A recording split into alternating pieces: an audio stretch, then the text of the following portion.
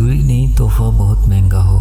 آپ ایک عام پین بھی اگر کسی کو تحفے میں دیں، آپ اسے کسی ڈبے میں بند کر کے اوپر کوئی خوشنما کاغذ لپیٹ دیں، یقین کریں کاغذ کا یہ ریپر اس تحفے کی قدر و قیمت بڑھا دے گا۔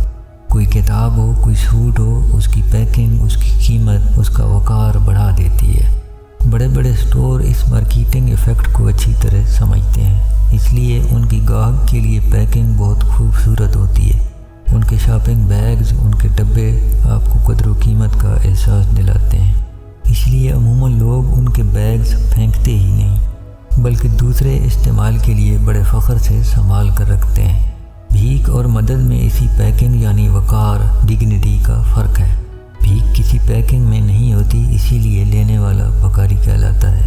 بھکاری اپنے وقار پر سمجھوتا کر کے ہاتھ پھیلاتا ہے، جبکہ مدد ہمیشہ کسی خوبصورت پیکنگ میں ہوتی ہے۔ جیسے کسی غریب ریڑھی والے سے بنا مول تول سودا لے لینا ہو، وہ آپ کو ایک بیگ میں آپ کا سودا دیتا ہے اور آپ کیش کی صورت میں وقار سے اس کی مدد کرتے ہیں۔ جس معاشرے میں مہنگے برانڈز سے جہاں آپ مول تول نہیں کر سکتے، خریداری عزت کا معیار بن جائے، جبکہ غریب و کمزور سے مول تول اس کی کمزوری پر آسان سمجھا جائے، وہاں وقار کا جنازہ نکل جاتا ہے، بھکاریوں کی بہتات ہو جاتی ہے۔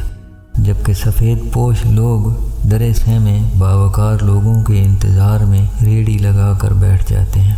باوقار لوگوں کا معاشرہ بہت باوقار ہوتا ہے۔